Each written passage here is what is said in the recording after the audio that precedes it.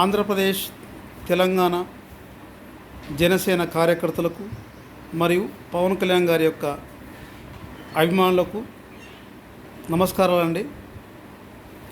17 సంవత్సరాల కళ అనగా 2008 సంవత్సరంలో మా యొక్క అభిమాన హీరో మెగాస్టార్ చిరంజీవి గారు ప్రజారాజ్యం ఎలక్షన్లో భాగంగా పార్టీని ఏర్పాటు చేయడం జరిగింది.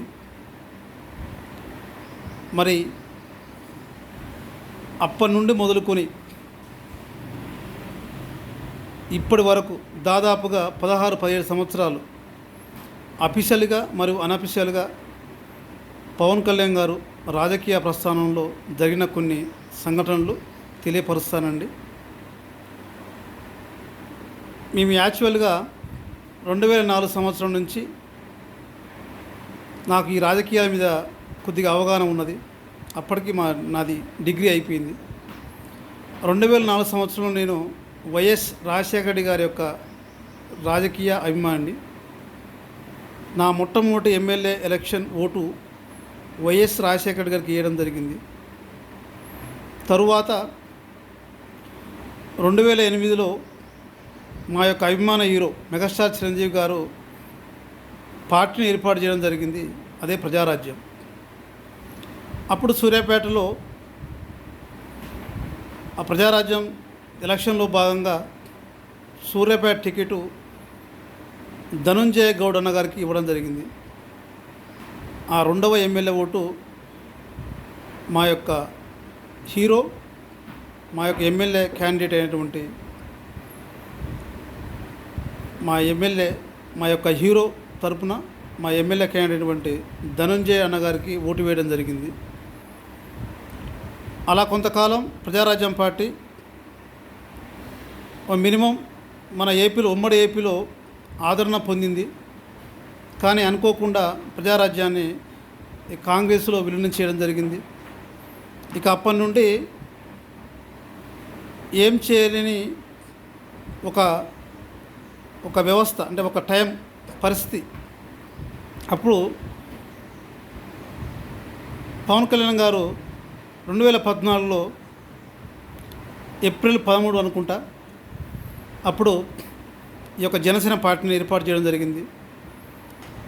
అంతకుముందుకు ఒక 5-6 సంవత్సరాలు, 14 నుంచి 2004 వరకు, ఇది ఒక 10 సంవత్సరాలు, 16-17 సంవత్సరాల నుంచి నిర్విరామంగా ఆంధ్రప్రదేశ్లో, తెలంగాణలో అనేక సమస్యలపై పోరాటం చేయడం జరిగింది. ఇక్కడ అద్భుతం జరిగేటప్పుడు ఎవరు గుర్తించకపోవచ్చు, జరిగాక ఎవరు గుర్తించిన అవసరం లేదు. అదే పవన్ కళ్యాణ్ గారి విషయంలో జరిగింది.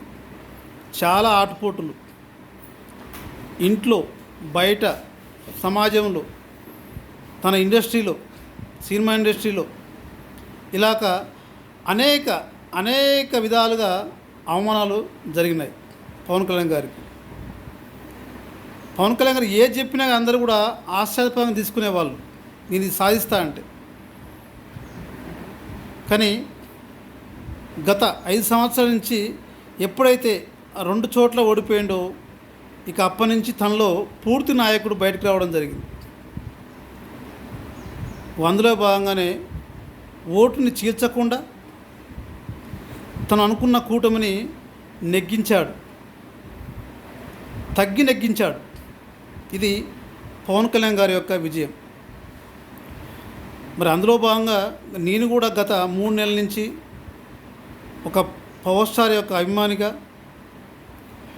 జనసేన సైనికుడిగా నేను నా వంతు సహకారం, యాక్చువల్గా మాది సూర్యాపేట జిల్లా అండి, సూర్యాపేట జిల్లా, సూర్యాపేట.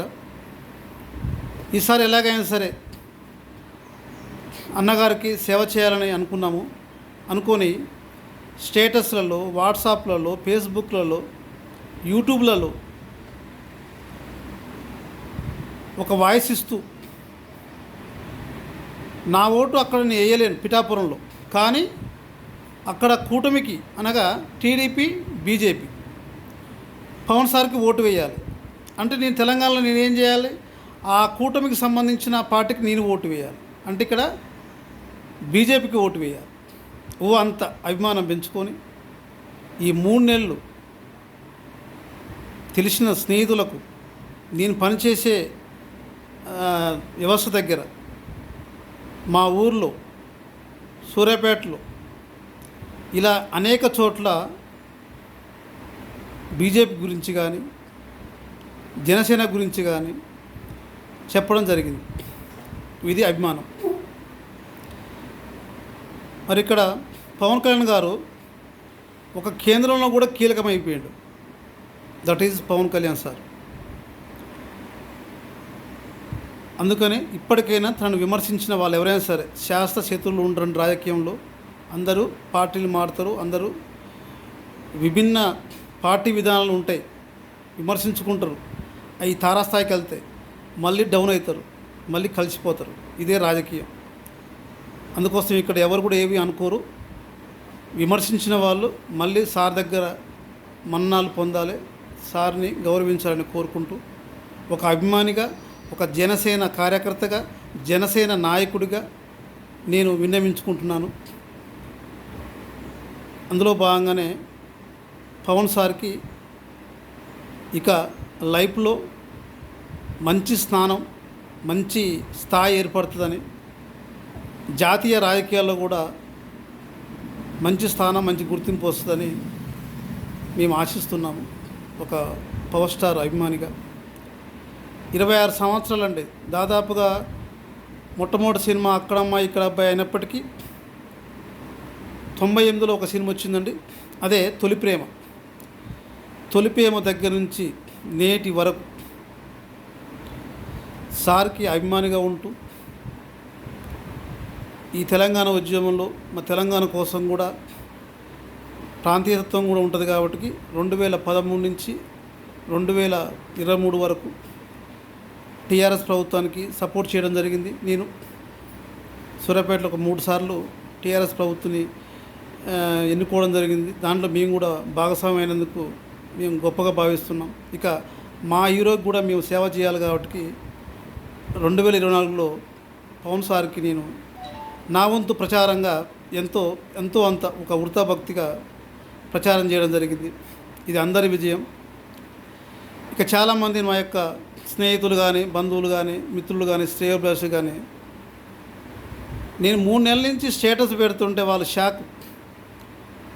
ఇక్కడ తెలంగాణలో టీఆర్ఎస్ ప్రభుత్వం ఓడిపోతే ఏ వ్యక్తి అయినా, ఏ కార్యకర్త అయినా కొన్ని రకాలుగా ఇబ్బందులకో, దానికో దీనికో అధికార పార్టీలోకి వెళ్తారండి. కానీ నేను అధికార పార్టీకి వెళ్ళకుండా నా హీరోని నేను వెంట ఉండాలని చెప్పి నేను జనసేన పార్టీలోకి, మరి నా కుటుంబంలాగా, ఇంతకుముందు ప్రజారాజ్యంలో ఉంటూ మళ్ళీ తిరిగి నా కుటుంబంలోకి వెళ్ళినట్టుగా భావించి నేను ఆ పార్టీలోకి వెళ్ళడం జరిగింది. వెళ్ళి నా యొక్క నాయకునికి, నా హీరోకి నా వంతు సహాయంగా ప్రచారం చేయడం జరిగింది.